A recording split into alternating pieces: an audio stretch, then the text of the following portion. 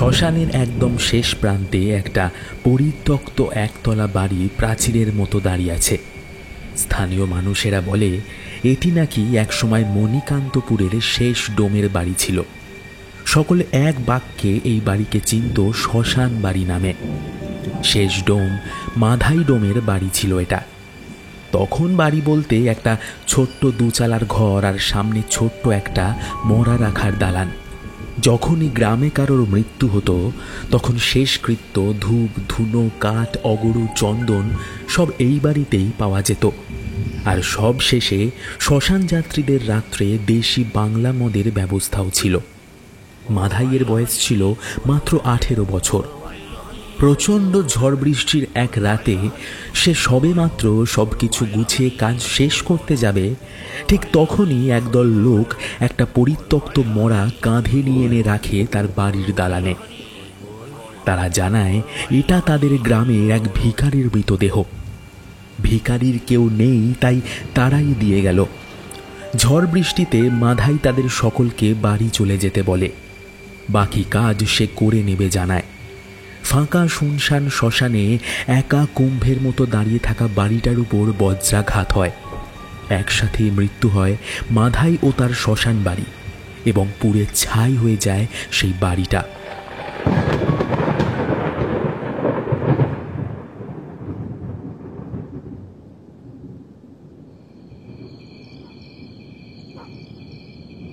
আজ প্রায় 50 বছর পরে আবার সেই একই স্থানে তিলে তিলে তৈরি হয়েছে একটি বাড়ি।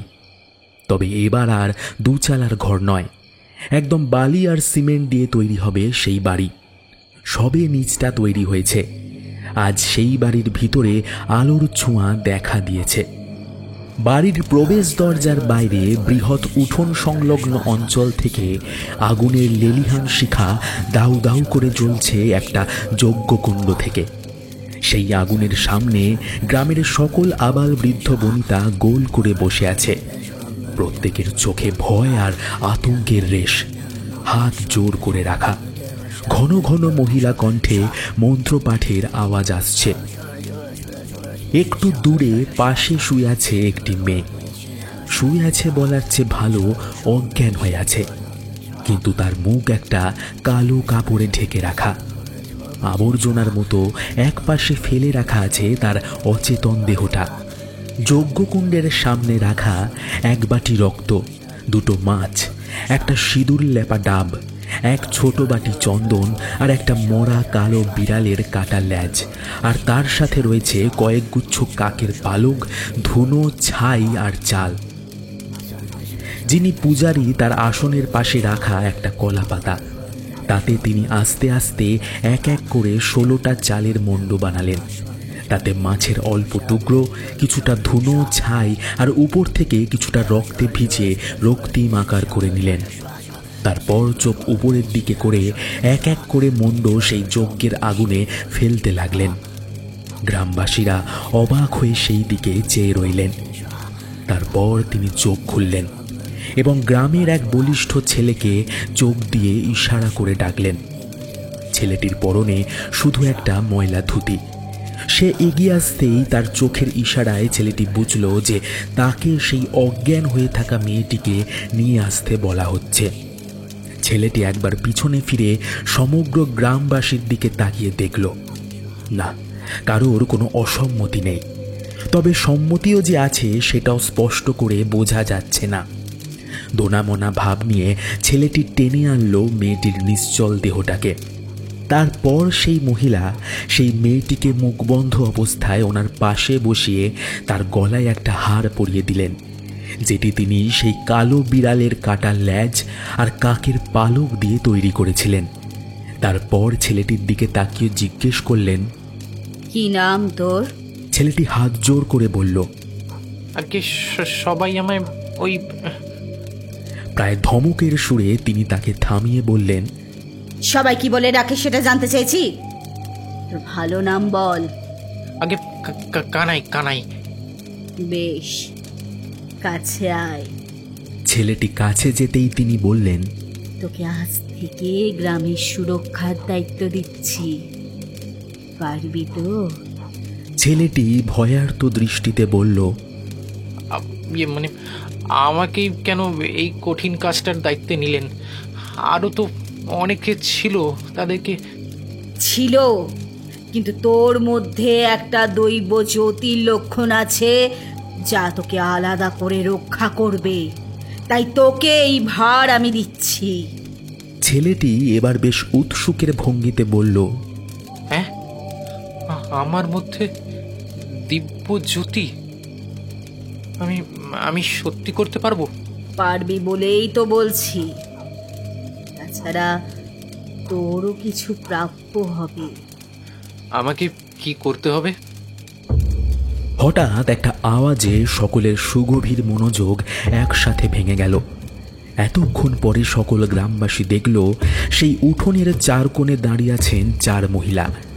তাদের সামনে রাখা একটা করে খুবই বড় আকারের ধামসা, আর সেগুলোতে শরীরের সমস্ত শক্তি দিয়ে তারা আঘাত করছে দুটো মোটা লাঠি দিয়ে। কি অদ্ভুত দেখতে তাদের! আগুনের আলোয় চকচক করছে তাদের গাত্রবর্ণ। পরনে বাঘের ছালের মতো বস্ত্র এবং গলায় সেই একই রকম কালো বিড়ালের কাটা লেজ এবং কাকের পালকের মালা। ছাই মাখা শরীরের অংশ রূপলি চাঁদের মতো লাগছে। গলা থেকে ঝুলছে সোনালি অলংকার। মাথায় নরকঙ্কাল মুন্ডের শিরস্ত্রাণ। চোখের পলক পড়ছে না তাদের। মুখের উপর দিয়ে কালো ডোরা কাটা দাগ যেন ছিন্ন ভিন্ন করে দিতে চাইছে মুখমণ্ডল। ছন্দবদ্ধ ভঙ্গিতে তারা একটা সুর বাজাচ্ছে ধামসায়। আজ তাদের প্রথম আহ্বান। এখন থেকে চলবে তাদের উল্লাসের আমোদ প্রমোদ। সকল গ্রামবাসী এবার দেখলেন যে সেই পূজারী মহিলা তার সামনে রাখা এক বাটি রক্ত নিজের মাথার উপর নিয়ে সেটা উল্টে ঢেলে দিলেন। রক্ত স্নাত হলেন তিনি। অঘরীদের ভাষায় যাকে বলা হয় রক্তিম শুদ্ধতা। তারপর এক ক্রূর হাসির রেখা ফুটে উঠল সেই মহিলার রক্ত মিশ্রিত মুখের উপর। সেই সঙ্গে সেই সুরের প্রাবল্যে কম্পিত হতে লাগলো আকাশ বাতাস এবং আশপাশের ভূমণ্ডলী। আর তার দৃষ্টি রইল সামনে ফেলে রাখা ধারালো অস্ত্রটির দিকে।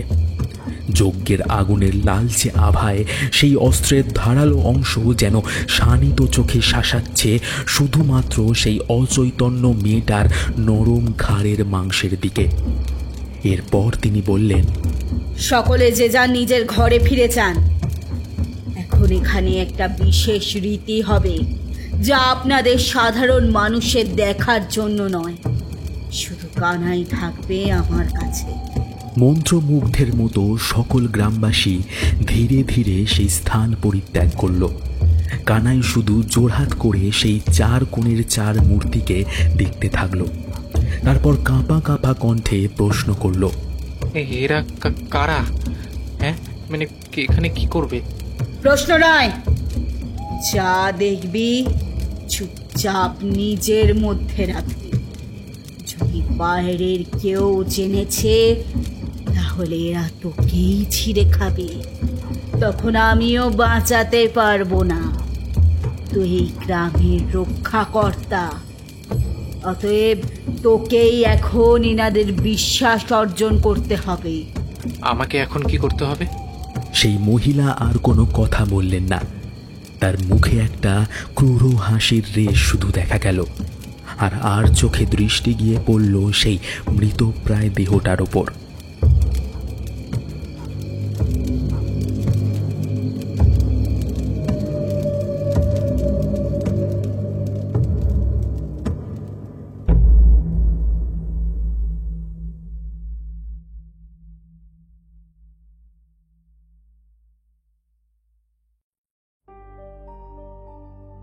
বিভিন্ন স্বাদের গল্প শুনতে অবশ্যই সাবস্ক্রাইব করুন তোমার আমার গল্প বাড়ি হানা বাড়ি।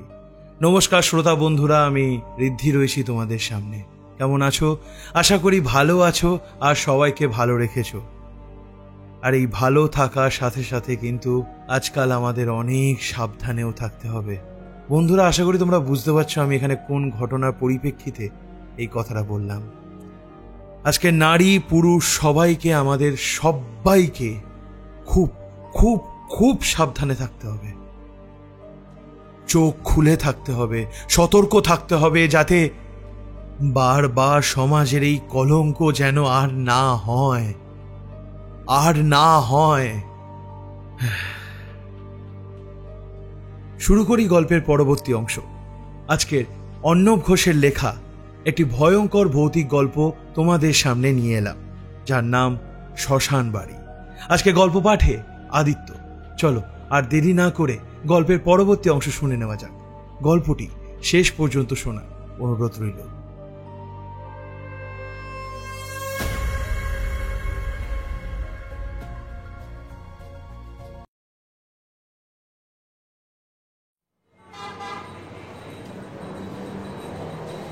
শ্রী, এই শ্রী, কি মুশকিল!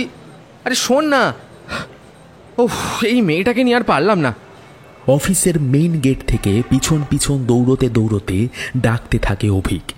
অফিসের সামনে চায়ের ঠেকে সোজা একটা বেঞ্চে গিয়ে বসে পড়ে শ্রী। ব্যাগ থেকে রুমাল বের করে ঘাম মুছতে থাকে। অভিকও সাথে সাথে তার পাশে এসে বসে। স্কুল জীবন থেকে তারা একে অন্যের বন্ধু, একসাথে একই কলেজে পড়াশোনা এবং এখন কাজও করছে একই সাথে। তাদের কাজ বলতে নিউজ আর্টিকেল কালেক্ট করা, তবে তাদের ডিপার্টমেন্ট একটু আলাদা, department of unusual or paranormal cases. শ্রীকে দেখতে মোটের ওপর খুব একটা ভালো না, গায়ের বর্ণ শ্যামলা, চুল কোঁকড়ানো, তবে তার মুখশ্রী খুব মিষ্টি। তবে তার রূপ নিয়ে অবশ্য তার প্রেমিক অভিকের কোনো সমস্যা নেই, বরং সে মাঝে মাঝে উল্টে আদর করে বলে, ভালোই হয়েছে, আমার প্রেমিকাকে পটানোর জন্য আর কোনো কম্পিটিটার অন্তত নেই। সুন্দরী হলেই রাজ্যের টেনশন আর ইনসিকিউরিটি মাথায় ঘুরতো। তবে ইনসিকিউরিটি কিছু আছেই। না, অভিকের নয়, শ্রীর। আসলে অফিসে তাদের ডিপার্টমেন্টাল বস চন্দ্রা একটু অন্য চোখেই দেখে অভিককে। অভিক লম্বা, চওড়া, সুশ্রী এবং ফর্সা, এক কথায় যাকে বলে সুপুরুষ। চন্দ্রার যে অন্য একরকম নজর আছে তার উপর অভিক নিজেও সেটা বুঝতে পারে, কিন্তু শ্রীয়ের জন্য তাকে সে পাত্তা দেয় না। কিন্তু পাত্তা না দিলে কি হবে? চন্দ্রার তো মন পড়ে থাকে অভিকের উপরই। তাই জন্য যেমন আজকে গত ইনভেস্টিগেশনে অভিকের রিপোর্ট গ্রহণযোগ্য হলো, কিন্তু শ্রীয়েরটা এখনো ঝুলে আছে। শ্রী জানে যে কদিন পরে ওটা রিজেক্ট হয়ে যাবে, আর কেন হবে সেটাও সে জানে। এইবার তো এটা প্রথম নয়, সেই প্রথম দিন থেকেই এই একই জিনিস চলছে।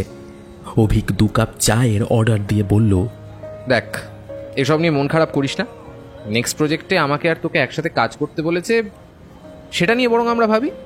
শ্রী রাগত স্বরে বলল, আমার নয় সোনা, তুমিই ভাবো। তোমার প্রিয় চন্দ্রা ম্যাডাম টাস্ক দিয়েছেন তোমাকে, দিনের শেষে স্যাংশন তো সেই তোমারটাই হবে। তাই বরং তুমিই ভাবো। কি ভাববো? আমি আজ অবধি একা কোনো জিনিস নামাতে পেরেছি? হ্যাঁ, তুই ছাড়া। আর কি করেই বা ভাববো? ভাবো ভাবো, ভাবা প্র্যাকটিস করো। অভিক জানে শ্রীয়ের এই রাগ খুব সাময়িক। একটু পরেই একটা ভালো প্লট পেলে ওর রাগ উবে গিয়ে সম্পূর্ণ মনটা চলে যাবে সেই প্লটের দিকে। ইতিমধ্যে চা চলে এলো। অভিক কোনো কথা না বলে চায়ে চুমুক দিয়ে ফোন ঘাঁটছিল, যাতে শ্রীয়ের জন্য একটা ভালো প্লট পাওয়া যায়। সে নিজে কখনো প্লট ঘাঁটেনি, এসব কাজ শ্রীই করে, কিন্তু আজ তাকে তার রাগ ভাঙাতে হবে। এদিকে শ্রী রাগে গজগজ করতে থাকে, আর চা হাতে নিয়ে চন্দ্রার নকল করে বলতে থাকে, জ্ঞানটি মিস্টার রায়, আমার তোমার উপরে পুরোই ট্রাস্ট ছিল যে তুমিই পারবে। তো এতই যখন ভরসা, তখন কোম্পানিতে তো শুধু অভিক রায়কে রাখলেই পারো, বাকি কর্মচারীদের রেখেছো কেন? বিরক্তিকর পাবলিক যত সব। অভিকের চোখ ততক্ষণে একটা আর্টিকেলের ওপর স্থির হয়ে গেছে। আর্টিকেলটা অনেকাংশে মনে হচ্ছে তাদের নেক্সট প্রজেক্টের জন্য উপযুক্ত। চন্দ্রা বারবার বলে দিয়েছে, আজকালকার মানুষ না ডার্ক জিনিস বেশি পছন্দ করে। ভয়ের জিনিস বা ক্রিপি জিনিসের প্রতি তাদের আগ্রহ বাড়ছে। হয়তো দেখার সময় হাত দিয়ে 2 চোখ বন্ধ করে দেয়, কিন্তু অল্প হলেও 2 আঙুলের ফাঁক দিয়ে চোখ খুলে পুরোটা পড়ে। আমাদের সেরকমই একটা আর্টিকেল এবার জমা করতে হবে, যেটা একদম ডার্কেস্ট হবে। আর এই প্রজেক্টটা ডুয়েটভাবে লিড করবে অভিক আর শ্রী। আর অভিক, আমি জানি তুমি এই বিষয়টি নিখুঁতভাবে দেখবে। আমি আমার সবটুকু দিয়ে চেষ্টা করব ম্যাম। গরম চা নিয়ে হুট করে এক ছ্যাঁকা দিল শ্রী অভিকের হাতে। এক ঝটকা খেল অভিক।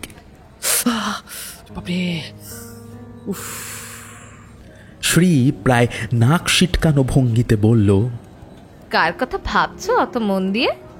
অভিক কোনো কথা না বলে একটু চিন্তিত মুখে মোবাইলটা এগিয়ে দিল শ্রীয়ের দিকে। শ্রী দেখল মোবাইলে একটা ছোট্ট আর্টিকেল খোলা। তবে আর্টিকেলের থেকেও ইন্টারেস্টিং ব্যাপার হলো একটা নারী মুখ। আর্টিকেলের উপরেই রয়েছে একটা ছবি, আর সেই ছবির মুখ্য ভাগে রয়েছেন এক মহিলা, সম্পূর্ণ শ্বেত বস্ত্র পরিহিতা।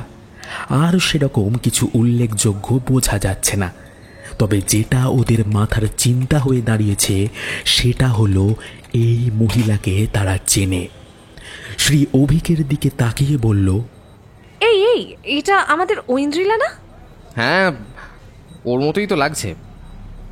সেই শেষবার ক্লাস 9-এ দেখেছিলাম, কিন্তু হুবহু একই রকম লাগছে, ঠিক যেমন আমরা শেষবারে ওকে দেখেছিলাম। যেন বয়সের সাথে সাথে চেহারার কোনো পরিবর্তনই হয়নি। স্ট্রেঞ্জ না ব্যাপারটা? বাট ছবিতে হয়তো বোঝা যাচ্ছে না কিছু। আর্টিকেলটায় আবার চোখ রাখল শ্রী।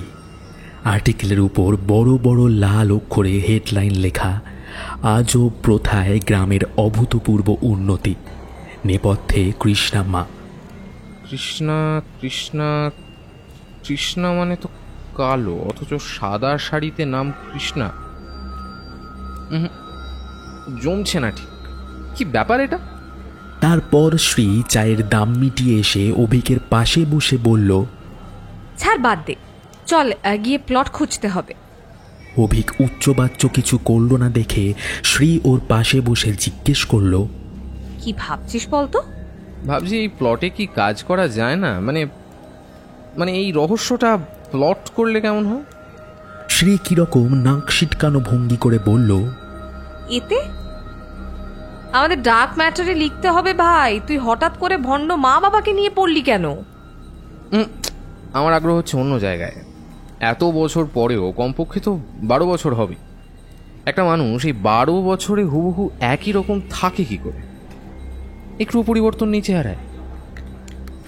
আমার মন বলছে এর পেছনে কোনো বিভৎস নোংরা বিষয় আছে শ্রী। তোর মন আবার এসব বলছে কেন? জানি না, আমার মন বলছে। ও ক্লাস 9-এ হঠাৎ স্কুলে আসা বন্ধ করে দিয়েছিল, মনে আছে তোর? শ্রী পাল্টা প্রশ্ন করল। শুধু ঘাড় নেড়ে হ্যাঁ জানালো অভিক। স্কুল জীবনে বেশ ভালোই দেখতে ছিল ঐন্দ্রিলা। মিষ্টি মুখ, চপল দৃষ্টি আর মায়াময় হাসি। আর আজ প্রায় 12 বছর পরে সেই একই মিষ্টতা, সেই ছোটবেলার একই সারল্য মেশানো চোখ আর মুখে সেই নিষ্পাপ হাসি। হঠাৎ শ্রী বলে উঠল, বেশ ঠিক আছে, তাহলে এখন ওঠা তো যাক, এটাকে নিয়েই বরং এগোবো। কালকেই বেরিয়ে পড়বো না হয়।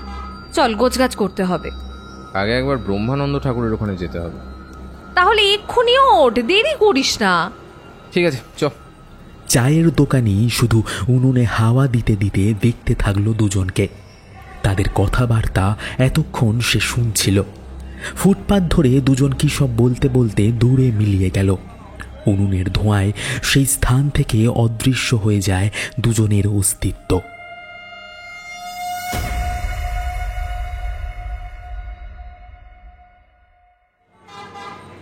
বাগবাজার ঘাটের কাছে ছোট্ট একটা জনবসতি আছে। সেখানেই একটা একচালা বাড়ির ভিতর অন্ধকার ঘরে একটা সূক্ষ্ম লাল আলোর আভাস ভেসে আসছে, সাথে একটা মাদ্রাজি ধূপের মিষ্টি গন্ধ। ব্রহ্মানন্দ ঠাকুরের বাড়ি এলে শীত, গ্রীষ্ম কিংবা বর্ষা এই একই পরিবেশ তারা দেখতে পায়। সামনে লাল বস্ত্র পরিহিত, এক মুখ দাড়ি গোঁফ আর লম্বা কাঁচা পাকা চুলের গোছা নিয়ে বসে আছেন স্বামী ব্রহ্মানন্দ ঠাকুর। তার দু চোখ বন্ধ। শ্রী আর অভিক অপেক্ষা করছে যে কখন তিনি চোখ খুলবেন। অবশেষে প্রায় 10 মিনিট পরে তিনি চোখ খুলে বললেন, ত্রিপুরা সুন্দরী রাজরাজেশ্বরী, কামাক্ষী এবং ললিতা, বলো তো কোন দেবীর কথা বললাম? অভিক আর শ্রী একবার একে অন্যের মুখ চাওয়াচাই করল। অভিক বুঝিয়ে দিল যে সে জানে কিন্তু বলবে না। আসলে ঠাকুরের সামনে এখন তাদের না জানার ভান করতে হবে, নয়তো পুরোটা শোনা যাবে না। তারা মাঝে মাঝে ওনার কাছে আসেন কিছু কিছু বিষয়ে জ্ঞান লাভ করতে। আজ থেকে তিনি শুরু করলেন 10 মহাবিদ্যার ভাগ। তবে ওনার একটা বাজে স্বভাব আছে, উনি কোনো কিছু এক লাইনে বা শুরু থেকে শেষ অবধি বলেন না। শুরুটা করেন মাঝখান থেকে, আর শেষ যে কোথায় গিয়ে হয় সেটা কেউই জানে না। তিনি আবার বললেন, কি হলো, বলতে পারবে না তো? জানতাম পারবে না। এই সকল নাম দেবী ষোড়শীর, 10 মহাবিদ্যার তৃতীয় মহাবিদ্যা। শাক্ত গ্রন্থের কেন্দ্রে নিহিত ললিতার সহস্র নামে এবং সৌন্দর্য লহরীতে তিনি দারুণভাবে প্রশংসিত হয়েছেন। ব্রহ্মাণ্ড পুরাণের ললিত উপাখ্যানে তাকে আদি পরাশক্তি হিসেবে উল্লেখ করা হয়েছে। মাঘী পূর্ণিমা ললিতা জয়ন্তী এবং নবরাত্রির ললিতা পঞ্চমীতে ওনার পুজো করা হয়। অভিক হঠাৎ প্রশ্ন করে উঠল, হঠাৎ আজকে আপনি ত্রিপুরা সুন্দরীর কথা শুরু করলেন? যাতে তোমরা এই শিক্ষা নিতে পারো যে বাহ্যিক সৌন্দর্য উপভোগের বিষয়, আর আভ্যন্তরীণ সৌন্দর্য অনুভবের বিষয়। তাহলে আর কিছু বলুন, আমাদের নেক্সট প্লটে হয়তো কোনো কাজে আসবে। তোমাদের তো কারবার ওইসব নিয়েই। ভালোই করেছ এসেছ। তিনি উৎসের প্রতীক, যা আমাদের মনুষ্য সমাজের উত্থানের স্থল, অর্থাৎ যোনির প্রতীক। যোনির অন্তর্গত 3 রাজ্য, সৃষ্টি, স্থিতি, বিনাশের চিহ্ন।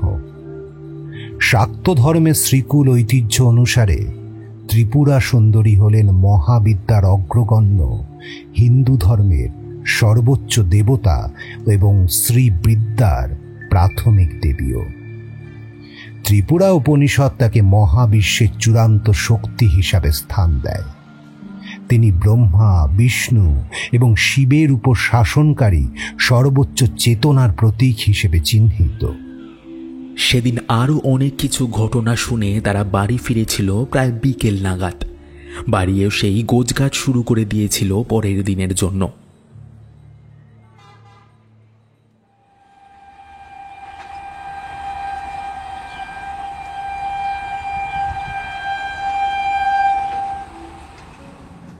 দুপুর 1টায় স্টেশনের বাইরে থেকে খাওয়া দাওয়া সেরে শিয়ালদা স্টেশনের 9 নম্বর প্ল্যাটফর্মের দিক থেকে ট্রেনে উঠে পড়ল অভিক এবং শ্রী। ট্রেন হর্ন দিয়ে ছাড়ল নির্দিষ্ট সময়ে প্রায় 11 মিনিট পরে। তাদের পৌঁছতে প্রায় 5 ঘন্টা সময় লাগবে। ঝড়ের গতিতে ট্রেন ছুটতে থাকল। কিছুক্ষণের মধ্যেই শহরতলির কোলাহল আর বিষাক্ত নিশ্ছিদ্র জমজমাট পরিবেশ পেরিয়ে ট্রেন ছুটল গ্রাম বাংলার চিরহরিত জগতের গহ্বরে। শ্রীর চোখে পড়ল সোনালি ধান খেয়ে তার দিগন্ত বিস্তৃত সবুজ মাঠ। মাঠের মাঝে মাঝে মাথা তুলে দাঁড়িয়ে আছে লম্বা লম্বা মোবাইল টাওয়ার। মৃদুমন্দ হাওয়া দিচ্ছে বেশ। জানলার ধারে বসে থাকা শ্রীয়ের চুলগুলো হাওয়ায় উড়ছিল। অভিক এক দৃষ্টিতে মোহবিষ্টের মতো তাকিয়ে আছে তার দিকে। প্রায় 5 ঘন্টার রাস্তা 5 ঘন্টা 28 মিনিটে পৌঁছল তারা। স্টেশনে যখন নামলো তখন প্রায় সন্ধে হয়ে গেছে। সন্ধ্যার গোধূলি আলো স্টেশনে মাটির উপর পড়ে একটা হলদে ভাব হয়ে আসছে। বেশ ছোটখাটো একটা স্টেশন। একপাশে কয়েকটা ছোটখাটো ঝুপড়ি মতো দোকান, টিমটিম করে আলো জ্বলছে। অভিক সেই দিকে এগিয়ে গেল। একটা চায়ের দোকান রয়েছে, আর তার পাশে রয়েছে শাঁখের কারুকাজ করা হরেক রকম গয়নার একটা দোকান। অভিক এক দোকানিকে জিজ্ঞেস করলো, আচ্ছা দাদা, এখানে কোনো থাকার জায়গা মানে হোটেল পাবো না সে তো জানি, কিন্তু অন্য কোনো ব্যবস্থা আছে? গিয়ে অন্য কোনো ব্যবস্থা তো নাই। আপনি গ্রামে গিয়ে রক্ষিণীর সাথে কথা বলুন, উনি কিছু একটা ব্যবস্থা নিশ্চয়ই করে দেবেন। রক্ষিণী কে? মানে তাকে চিনবো কেমন করে?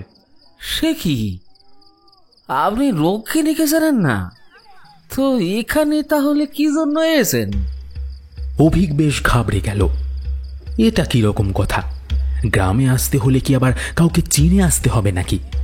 অভিক আমতা আমতা করে বলল, আসলে আমরা শহর থেকে আসছি, ওই কাগজ ম্যাগাজিনে লেখালেখি করি। এই যে আমি অভিক, আর ওই যে দূরে দাঁড়িয়ে, হ্যাঁ, ও আমার বান্ধবী শ্রী। আমরা বিভিন্ন গ্রামে যাই, সেই গ্রামের মানুষজন, তাদের ভাষা, শিল্প, উৎসব, ধর্ম, ঐতিহ্য এসব নিয়ে একটা বড় ম্যাগাজিন বের করি, বা সেই গ্রামের নাম, ছবি এসব নিয়ে আর কি। বা দোকানি এবার বেশ উৎসুক হয়ে বলল, ও, তাহলে আমাকে গ্রাম নিয়ে বই বের করবেন নাকি? তা ভালো ভালো। আচ্ছা, খারান খারান, আমি তাহলে আপনাদের নিয়ে যাই, চলুন। এই বলে দোকানদার দোকানের পিছন দিক থেকে বাইরে বেরিয়ে এলো। তারপর অন্য দোকানদারকে তার নিজের দোকান দেখে রাখতে বলে অভিককে নিয়ে সামনে এগিয়ে গেল। শ্রীয়ের সামনে আসতেই শ্রী একবার চোখের ইশারায় সাইনবোর্ড দেখালো। অভিক দেখল সাইনবোর্ডে ময়লাভাবে লেখা মণিকান্তপুর। স্টেশন থেকে নেমে মাটির রাস্তায় হাঁটতে থাকলো ওরা তিনজন। শুরুতে সেই দোকানদার, আর পিছন পিছন অভিক আর শ্রী। অভিক জিজ্ঞেস করল, আচ্ছা দাদা, আপনার নামটা? আমার নাম ভবেশ দাস। ওই বাপে রেখে যাওয়া শাকের দোকানটা, ওইটা চালাই। ভদ্রলোক হেসে বললেন, ও গল্প পরে একদিন হবে খন। মেঠো পথের উপর দিয়ে মোটা জুতোর আওয়াজ তিনজনের কানে বাজতে লাগলো। গ্রামটা বেশ জমজমাট। কিছু কিছু বাড়ির বাইরের গোয়াল থেকে গরুর গলায় বাঁধা ঘণ্টার আওয়াজ আসছে। সন্ধ্যারতির শঙ্খ এবং কাসরের আওয়াজ আসছে। সব মিলিয়ে এক সম্পন্ন গ্রামীণ পরিবেশের সৃষ্টি করেছে। শ্রী দেখল প্রত্যেক বাড়িতে প্রায় টিউবলাইট জ্বলছে। সে প্রশ্ন করল, গ্রামে ইলেকট্রিসিটি চলে এসছে? ভদ্রলোক আবার হেসে বললেন, হ্যাঁ, আগে ছিল না, এ সবই কৃষ্ণা মায়ের কৃপা। এই বলে সে দুই হাত প্রণাম করার ভঙ্গি করে মাথায় ঠেকাল। শ্রী পাল্টা প্রশ্ন করল, আপনাদের কৃষ্ণা মা বেশ মায়াময়ী দেখতে। লোকটা এবার হঠাৎ থেমে গেল। আচমকা এই প্রশ্নে সে থেমে যাওয়ায় ওরা দুজনেই একটু ভয় পেয়ে গেল। অবাঞ্ছিত হস্তক্ষেপ করে ফেলল নাকি? তবে ওদের অবাক করে দিয়ে লোকটা বলল, আপনারা কৃষ্ণা মাকে কই দেখলেন? কেন, ওই কাগজে ছবি। হো হো করে হেসে উঠলেন ভদ্রলোক।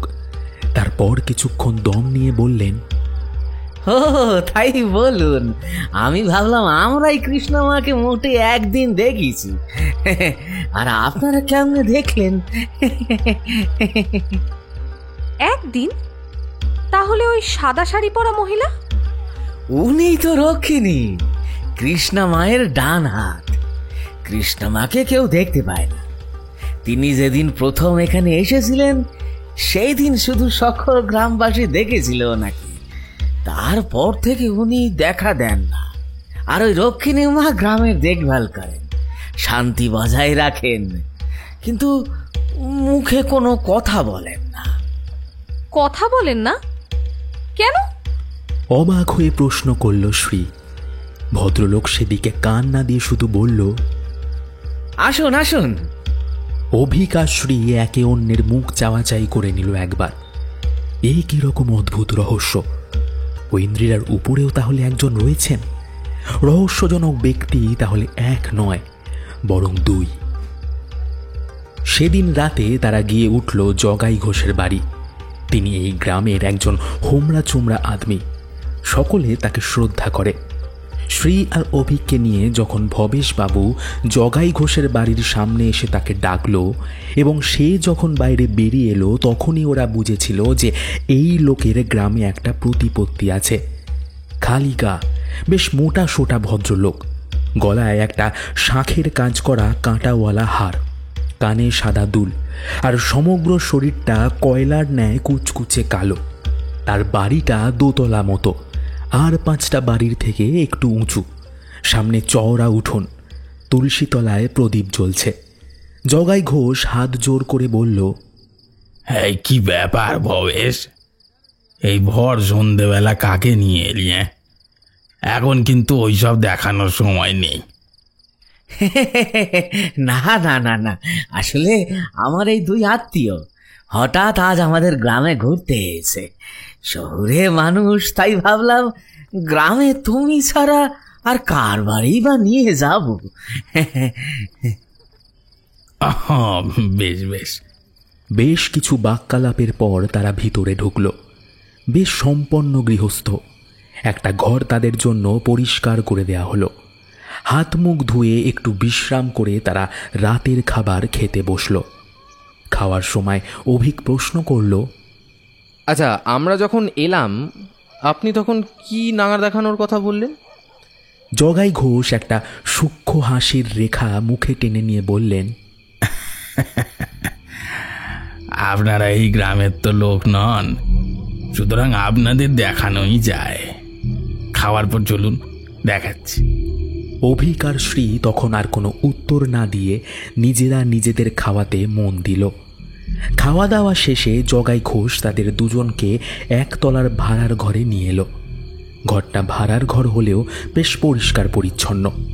সেখানে ঢুকতেই তারা দেখল প্রচুর শঙ্খের ন্যায় জিনিস, যেগুলো দেখতে আর 5টা শঙ্খের চেয়ে আলাদা। সমগ্র দেহটা হলদেটে এবং তার উপর বাদামি আর কালো ছোপ ছোপ। প্রত্যেকটা শঙ্খ বেশ চকচকে। শ্রী প্রশ্ন করল, আপনি কি এসব বাইরে থেকে আনান? ভদ্রলোক একটু ইতস্তত করে বললেন, হ্যাঁ, বাইরে থেকেই একরকম বলতে পারেন। আসলে আমার এক বন্ধু আনিয়ে দেয়। আমার খুব শখের জিনিস তো, তাই সংগ্রহ করে রেখে দিই। এই প্রথম কাউকে শঙ্খ সংগ্রহ করতে দেখলাম। বেশ দামি এগুলো, তাই না? দামি তো বটেই। বেশ কিছু ভিন রাজ্য থেকেও পেয়েছি। আমার বাইরে কিছু ভালো সোর্স আছে, ওরাই এনে দেয়। আপনাদের এখানে তো ভালো শাঁখের ব্যবসা আছে, বিক্রি করেন না কেন? বলতে পারেন, আমি আমার শখের জিনিস বিক্রি করি না। তাছাড়া সাধারণ মানুষ এর যোগ্য দামও দিতে পারবে না, তাই সাধারণ শাঁখের জিনিসই বিক্রি করি। এখানকার মহিলা পুরুষ সবাই সেই অলংকার ব্যবহার করে। অভিক এতক্ষণ ধরে অন্যান্য শঙ্খগুলো দেখতে দেখতে একটা বন্ধ দরজার সামনে এসে দাঁড়িয়ে পড়েছিল। ঘরের ভিতর আবার একটা ঘর। সে সেই ঘরটার দিকে নির্দেশ করে বলল, বলছি এই দরজাটা বন্ধ কেন? বেশ শান্ত কণ্ঠে জগাই ঘোষ উত্তর দিল, ওই ঘরে এইসব শঙ্খের ফেলে দেওয়া উচ্ছিষ্ট অংশগুলো থাকে। যখন নতুন কোনো শাঁখ আসে পুরো কাঁচা অবস্থায় আসে। ওই ঘরে কাটা ছেঁড়ার থেকে শুরু করে সব পরিষ্কার সব করা হয়, তাই ওটা পরিষ্কার করা হয় না। অভিক একবার ভাবল যে দরজাটা খুলতে বলবে, কিন্তু সেটা হয়তো একটু বেশি অনধিকার চর্চা হয়ে যাবে বলে মনে করল সে। তাই সেটা মনে মনেই চেপে গেল। পরিদর্শন শেষ হলে জগাই ঘোষ উপরে তাদের থাকার ঘর দেখিয়ে দিয়ে বললেন, হ্যাঁ, সব ব্যবস্থাই করা আছে, কিছু লাগলে আমাকে ডাকবেন। হ্যাঁ। অভিক আর শ্রী ঘরে ঢুকে দেখল যে বেশ পরিপাটি ব্যবস্থা। দুটো ছোটখাটো খাটিয়া দেয়া হয়েছে তাদের। ঘরের এক কোণে একটা কলসি ভর্তি জল আর দুটো গ্লাস। ঘুমোতে যাওয়ার আগে শ্রী মোবাইলের ইন্টারনেট অন করে বলল, এখানে ইন্টারনেট নেই? তুই এই গন্ডগ্রামে থাকার জায়গা পেয়েছিস, ইলেকট্রিক লাইট পেয়েছিস, সেটাই অনেক রে। ওহ, মহারানীর আবার ইন্টারনেট চাই? বোকার মতো দাঁত বার করে একগাল হেসে দিল শ্রী। তারপর বিছানায় শরীর এলিয়ে দিয়ে বলল, কাল মিশন রক্ষিণী আর স্বয়ং কৃষ্ণামা। জানলার পর্দা উড়িয়ে দিয়ে রাতের এক পশলা ঠান্ডা হাওয়া সম্পূর্ণ ঘরটা শীতল করে দিয়ে গেল।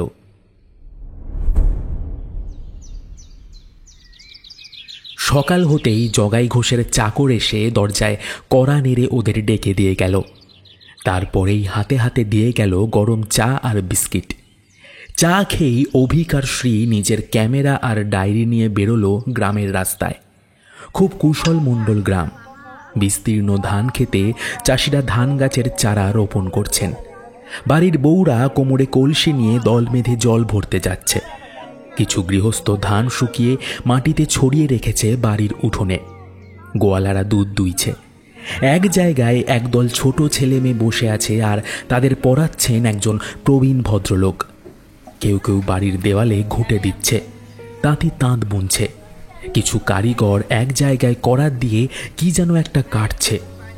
একদল শঙ্খের উপর কাজ করছে। একটা বিস্তীর্ণ পুকুরের ধারে গিয়ে দেখলো একদল মাঝি একটা সুর বেঁধে গান করছে। কয়েকজন পুকুরে জাল ফেলেছে। সব মিলিয়ে একটা আদর্শ গ্রাম বলতে যা বোঝায় একদমই তাই। অভিক আর শ্রী এক এক করে সকলের সাথেই কথা বলতে থাকলো। কিছু ছবি আর ভিডিও তারা রেকর্ডও করে নিল। সকলেই খুব খুশি। দুপুরে যোগেনের খাবার দোকানের সামনে এসে দাঁড়ালো ওরা দুজন। যোগেনের খাবারের দোকানের নাম অনেক শুনেছে ওরা। বাইরে থেকে অতিথি এলে নাকি ওর দোকানেই খায়। খুব নাকি ভালো রান্না করে। ছোট্ট চালাঘর আর বাইরে দাওয়ায় এবং উঠোনে বেঞ্চ আর টেবিল করে পাতা রয়েছে। সেখানেই লাইন দিয়ে কয়েকজন লোক খাচ্ছেন। অভিক আর শ্রীকে দেখেই যোগেন লাফ দিয়ে তাদের সামনে এসে বলল, গরিবখানায় একটিবার খেয়ে দেখুন, আমি কথা দিচ্ছি খাবার খারাপ লাগলে পয়সা লাগবে না। সে ঠিক আছে, এনারা উঠুক, তারপর তো বসবো। যোগেন দাঁত দিয়ে জিভ কেটে বলল, কিসে বলেন দাদা, আপনারা গ্রামের কুটুম, তো কুটুমকে কি কেউ আর বাইরে খেতে দেয় বলুন? আসেন, আসুন আসুন, ভেতরে আসুন, আসুন আসুন। যোগেন ব্যস্ত হয়ে ওদের ভিতরে নিয়ে যেতে লাগলো। ভিতরে ঢুকে তাদের জন্য একটা বেঞ্চ আর টেবিল পেতে দেওয়া হলো। যোগেন এসে জিজ্ঞেস করলো, বলুন কি খাবেন? কি কি পাওয়া যাবে এখন? আগে কৃষ্ণা মায়ের কৃপায় আপনাদের সব খাওয়াতে পারি।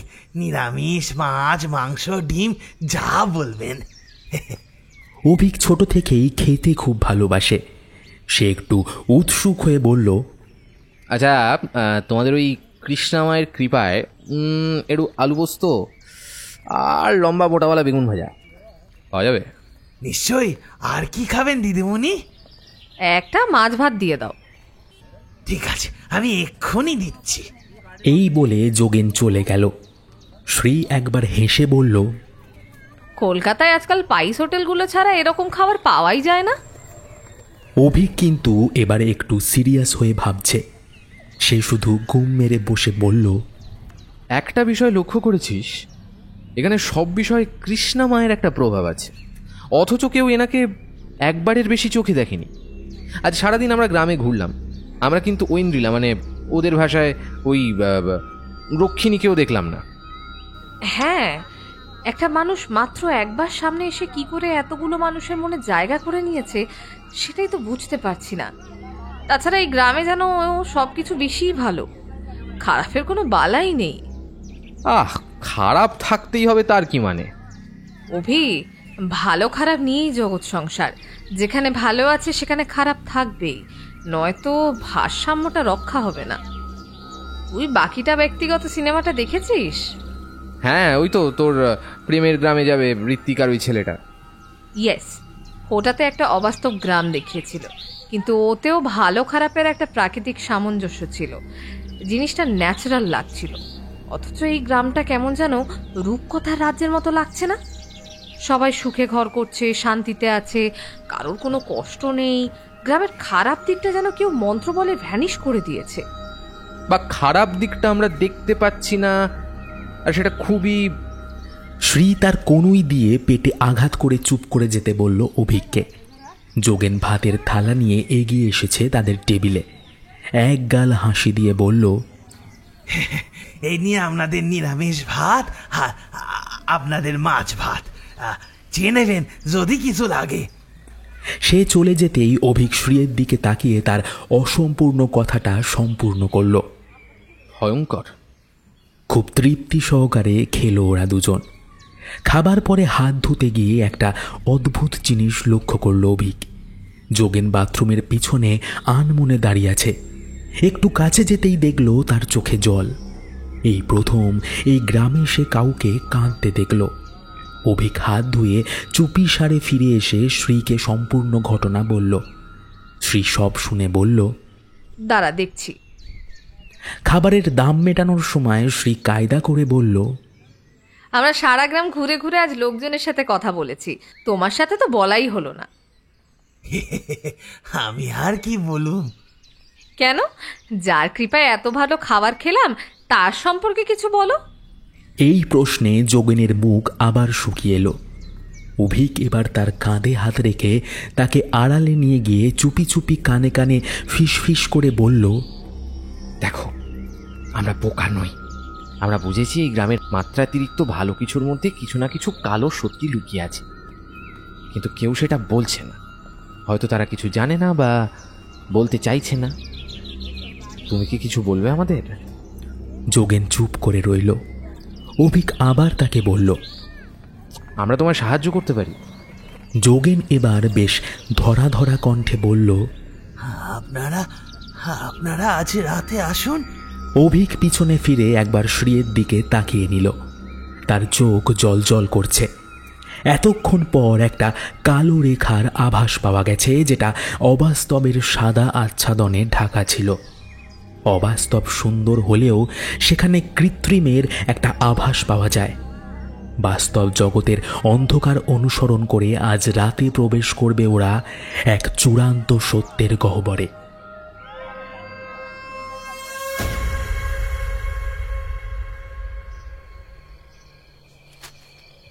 মাথার উপর আধখানা চাঁদের আলোয় আকাশ এবং রাস্তা দুটোই পরিষ্কার বোঝা যাচ্ছে।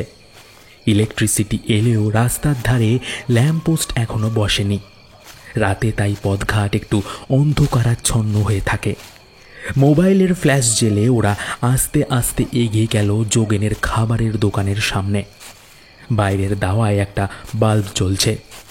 শেষ খদ্দের পয়সা মেটাচ্ছে হয়তো। যোগেনের মুখে সেই আতিথেয়তার হাসি লেগেই আছে। তবে খদ্দেরটা কেমন যেন চেনা চেনা ঠেকছে ওদের। হ্যাঁ, এই তো সেই শ্বেত শুভ্র শাড়ি পরিহিতা মহিলা। এই তাহলে রক্ষিণী। তাদের দিকে ফিরতেই দাঁড়িয়ে পড়ল রক্ষিণী। চোখে মুখে একটা বিস্ময় মেশানো ভাব। দুই পক্ষ আস্তে আস্তে এগিয়ে গেল একে অন্যের দিকে। শ্রী প্রথম কথা বলা শুরু করল। ওয়েন্দ্রিলা, রাইট? ঐন্দ্রিলা থরি রক্ষিণী কোনো উত্তর না দিয়ে মুখে একটা চওড়া হাসির রেখা দিয়ে বুঝিয়ে দিল সেও চিনতে পেরেছে। অভিক এবার সামনে এসে বলল, আমাকে চিনতে পারছিস? অভিক। সে আবার শুধু ঘাড় নেড়ে বুঝিয়ে দিল যে সে চিনেছে। এবারে অভিক আর শ্রী একটু অবাক হলো। ও কথা বলে না, আগেই শুনেছে ভবেশদার থেকে, কিন্তু কেন? ও তো বোবা ছিল না। শ্রী প্রশ্ন করল, তুই তো সেই আগের মতোই মিষ্টি দেখতে আছিস। বাড়িতে কেমন আছে সবাই? এতক্ষণে তার মুখ থেকে হাসির ভাবটা চলে গেল।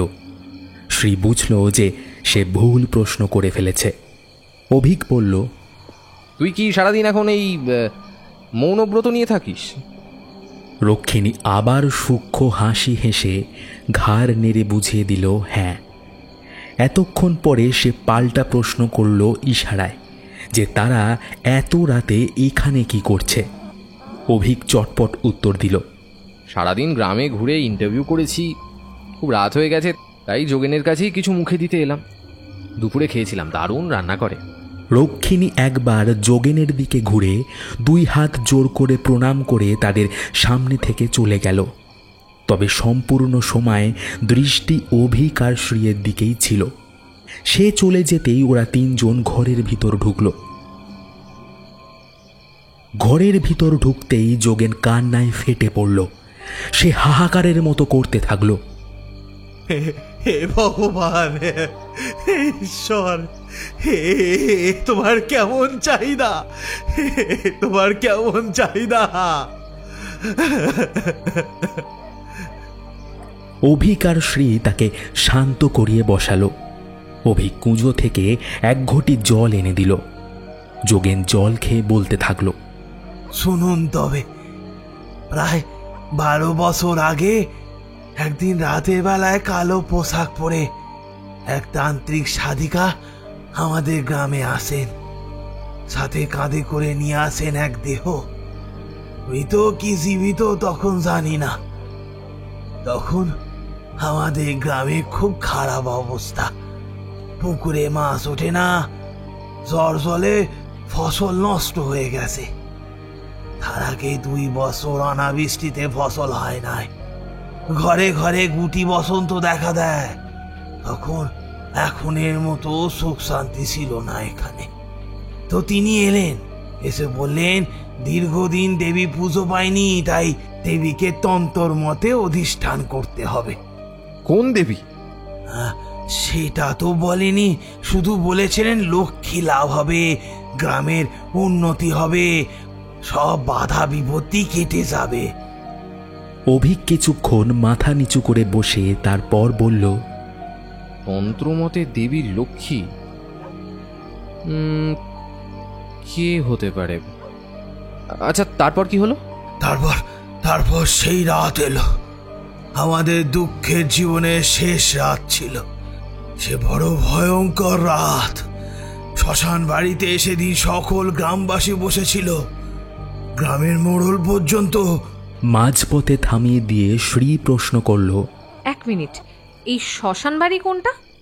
যোগেন এবার চুপি চুপি ভঙ্গিতে বলল, গ্রামের শেষ প্রান্তে একেবারে মহাশ্মশানের মাঝখানে এক দোতলা বাড়ি। একসময় ওই বাড়ি মাধাই ডোমের ছিল। তখন দোতলা ছিল না, একটা ছোট্ট চালা ঘর ছিল। সে অপঘাতে মারা যাওয়ার পর অনেকেই বলেছে ওখানে নাকি মাধায় আত্মা ঘুরে বেড়ায়। তারপর আবার নতুন করে কৃষ্ণা মা ওই বাড়ি তৈরি করার কাজ শুরু করান। 1 তলার পাকা বাড়ি হয়, 2 তলার কাজ শুরু হয়। তখন কৃষ্ণা মা ওই বাড়িতে এক রাতে এক ভয়ঙ্কর যজ্ঞ করছিলেন। সেই রাত এক বিভীষিকার রাত। আমরা দেখলাম রক্ত দিয়ে স্নান করলেন কৃষ্ণা মা। চোখ জবা ফুলের মতো টকটকে লাল লাগছিল। উঁচু গলায় মন্ত্র পড়ছিলেন তখন। চারদিকে বড় বড় ধামসা বাজছিল। সেগুলো বাজাচ্ছিল যারা, তাদের কেউ এই দুনিয়ার মানুষ বলে লাগলো না। চোখের তলায় কালো কালি, আর গায়ে শুকিয়ে কাঠ হয়ে যাওয়া চেহারা। বাকছাল পড়েছিল তারা, গায়ে ছাই মাখা, পাষাণের মতো মুখ, গলায় সোনার গয়না, মাথায় মরার খুলির মুকুট, আর আরো কত কি। যোগিনী? মাঝপথে থামিয়ে শ্রী এই একটাই শব্দ উচ্চারণ করল। দুজনেই ওর দিকে তাকালো একসাথে। যা বর্ণনা দিচ্ছে খুব নিম্ন শ্রেণীর যোগিনী। এরা তান্ত্রিকদের হয়ে বিভিন্ন কাজ করে থাকে। তারপর আসল ঘটনা বলো, সেই রাতে আসলে ঘটেছিলটা কি? যোগেন আবার বলতে থাকে, আমরা তো বেশিক্ষণ সেখানে থাকতে পারিনি, তিনি আমাদের বাড়ি চলে যেতে বলেছিলেন। তবে সেদিন রাতে কৃষ্ণা মা তার সাথে আনা দেহটা বলি দেওয়ালেন। সে যে কাকে বলি দিলেন জানা নেই, মুখ ঢাকা ছিল। আমাদেরই গ্রামের ছেলে কানাইকে দিয়ে বলি দেওয়ালেন। 1 মিনিট, তোমরা তো উঠে চলে এসেছিলে, তাহলে জানলে কি করে যে ও বলি দিয়েছিল? আরে পুরোটা তো শোনেন, তাহলেই বুঝবেন। শুরুর দিকে তো আমরা কিছু বুঝিনি। এরপর তিনি আবার পরের দিন রাতে সকলকে সেই শ্মশান বাড়িতে ডেকে পাঠালেন। বললেন, প্রতি বছর এই গ্রামের সবচেয়ে সুন্দরী 16 বছরের মেয়েকে বলি দিতে হবে। দেবীর আদেশ, নতুবা দেবী রুষ্ট হবেন আর গ্রামের অবস্থা আরো খারাপ হবে। এরপর তিনি সেই যে বাড়ির ভেতর ঢুকে গেলেন, আর বেরোলেন না। এরপর থেকে আর দেখা যায়নি কৃষ্ণা মাকে, কিন্তু সকলের বিশ্বাস তিনি ওখানেই আছেন এখনো। তারপর থেকে প্রতি বছর এক এক করে গ্রামে 16 বছরের মেয়েকে দিয়ে আসতে হয় ওই বাড়িতে। তারা আর ফিরে আসে না। তাদের বলি দেওয়াতেই এই গ্রামে যত সুখ শান্তি বিরাজ করে। ধুতির খুঁট দিয়ে একবার যোগেন চোখ মুছল। শ্রী অভিকের দিকে তাকিয়ে বলল, নরবলি? এই গ্রামে নরবলি চলছে? আগে হ্যাঁ, 2 দিন ধরে পুজো হয়। কাল সকাল থেকে দেখবেন গ্রামের সব লোক ওই বাড়ির সামনে নানা জিনিস দিয়ে যাচ্ছে। অশ্ব পুজো শেষ দিন, সেই দিনেই বলি হবে। আর এর জন্য প্রতি বছর কোনো না কোনো বাপ মা তার ফুটফুটে সন্তান হারাচ্ছেন। এবছর পালা আমার।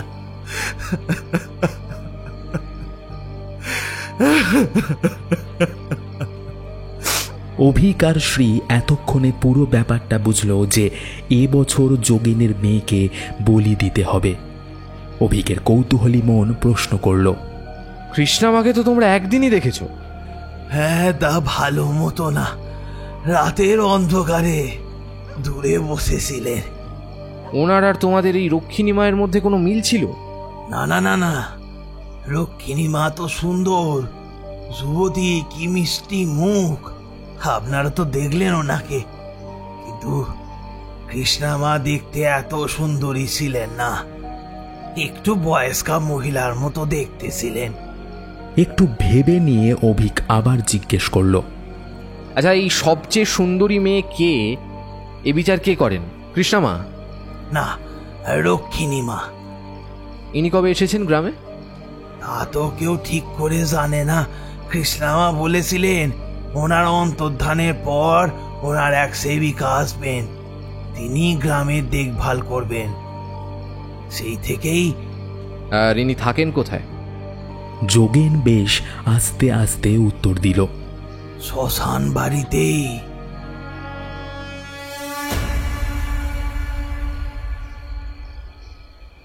শ্রী ঘড়িতে সময় দেখল রাত 11টা বাজে।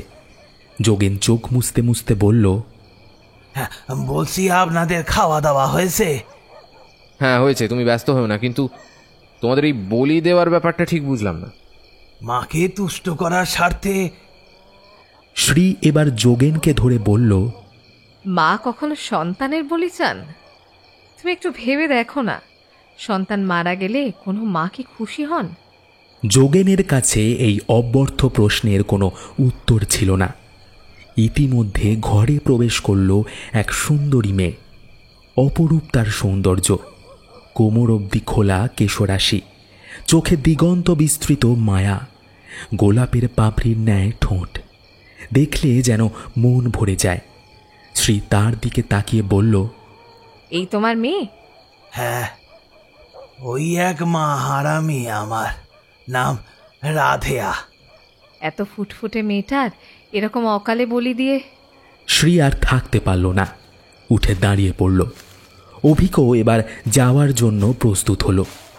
দুজন এরপর হন্তদন্ত হয়ে তাদের থাকার জায়গার দিকে রওনা দিল। যোগেন আর রাধেয়া অবাক দৃষ্টিতে দেখতে থাকলো ওদের অন্ধকারে মিলিয়ে যাওয়ার দিকে। আকাশের চাঁদটা অন্ধকারে মিলিয়ে গেছে। শ্রী হাঁটতে হাঁটতে বলল, আমার কেমন জানি অস্বাভাবিক ঠেকছে ব্যাপারটা। আমারও 3টে ব্যাপার ঠিক মাথায় খাটছে না। কি কি? এক, যিনি একবার দেখা দিয়েছিলেন তিনি আর কেন দেখা দেবেন না? যদি তিনি আড়ালেই থাকতে চাইছেন তাহলে শুরু থেকে আড়ালেই থাকতেন। গ্রামের সব লোককে নিজের আসল চেহারা দেখিয়ে দিয়ে তারপর অজ্ঞাতবাসে যাওয়ার কারণটা আমার মাথায় ঢুকলো না। 2, এই রক্ষিণী কবে কোথা থেকে এলো সেটা কেউ জানে না। আর সবচেয়ে আশ্চর্যের বিষয়, ঐন্দ্রিলা কেন রক্ষিণী হয়ে আছে এখানে? আর আছে তো আছে, তাহলে কথা বলে না কেন? এইগুলো তো আছেই।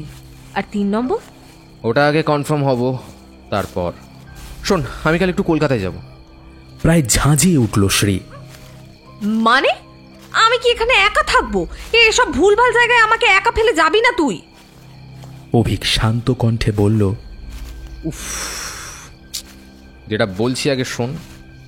তুই এখানে থেকে কালকে সব কিছু দেখ, সব কিছু ডিটেল ইনফরমেশন নিয়ে, আর পারলে একবার রাতে শ্মশান বাড়িটা সবার সাথে দেখে আসিস। আর চেষ্টা করিস আড়ালে দেখার, যে ভেতরে কি হচ্ছে না হচ্ছে। যদি কিছু বুঝতে পারিস তারপর সেই বুঝে আমাদের ব্রহ্মানন্দ ঠাকুরকে একটা ফোন করার চেষ্টা করিস, ওনাকে সব বলিস, দেখ উনি কি বিধান দেন। আমি কাল সকাল 5টার ট্রেন ধরে কলকাতা যাবো, আর পরশু সকালে ফিরে আসবো গুরুদেবকে নিয়ে। কিন্তু তুই কলকাতায় বা কি জন্য যাবি? অ্যাপয়েন্টমেন্ট করব ব্রহ্মানন্দ ঠাকুরের সাথে, আর কিছু কাজও আছে। আর কোনো কথা বলল না অভিক। শ্রীও জানে এই মুহূর্তে কথা বললে অভিকের মনোসংযোগ নষ্ট হবে। চুপচাপ মাটির রাস্তায় দুজনের পদধ্বনি সারা গ্রামকে জানান দিয়ে শুধু এগোতে থাকল। অভিক পরের দিন সকাল সকাল সকল গ্রামবাসীর অজান্তে প্রথম শিয়ালদা ট্রেন ধরে রওনা দিল। এদিকে গ্রামে একটু বেলা বাড়তেই পুজোর তোড়জোড় শুরু হলো। শ্রী দেখল গ্রামবাসীরা চাল ডাল বস্ত্র কলার কাঁদি ফলাহার ধূপ ধুনো নিয়ে একত্রে সব কোথায় যেন যাচ্ছে। শ্রী সব কিছু ক্যামেরাতে রেকর্ড করতে থাকল। সকলের সাথে পা মিলিয়ে সেও চলতে থাকল গ্রামের শেষ প্রান্তে। সকলের মুখে হাসি আর আনন্দের রেশ। এ যেন এক উৎসব। মহা শ্মশানের মধ্যে দিয়ে গ্রামবাসী সমেত সেও হাঁটতে লাগল। কিছুটা এগোতেই শ্রীর ক্যামেরায় রেকর্ড হলো এক দোতলা বাড়ি। সম্পূর্ণ বাড়িটা ছাই আর সাদা রঙে রঙিন। বাড়ির বাইরের দালানে দাঁড়িয়ে আছে ঐন্দ্রিলা থুরি রক্ষিণী। বাড়ির সামনে বিস্তীর্ণ উঠোন, সেইখানে সকলে পুজোর সব কিছু রাখছে। আর সামনে এক বেদির মতো করা রয়েছে। সেই বেদির উপর এক বিশাল লাল পাথরে তৈরি দেবী মূর্তি। দেবী সিংহের উপর চড়ে বসে আছেন, তবে তার 4 হাত। সামনের 2 হাতে তীরধনুক এবং ধানের শীষ, পিছনের 2 হাতে গদা এবং ফাঁসির ফাঁস। শ্রী বুঝল না যে ইনি কোন দেবী। এতক্ষণ পরে শ্রী লক্ষ্য করল রক্ষিণীর পাশে একজন ছেলে দাঁড়িয়ে আছে। শ্রী বুঝল যে এই হয়তো কানাই, ওদের সেবক। শ্রী সব কিছু ক্যামেরাতে রেকর্ড করতে থাকল।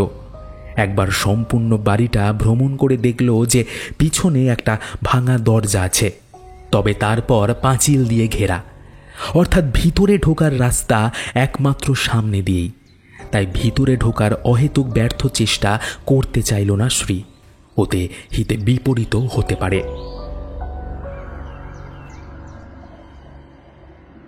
সেদিন সন্ধ্যায় জগাই ঘোষের বাড়ি ঢুকে নিজেদের ঘরের খাটিয়ায় শুয়ে পড়ল শ্রী।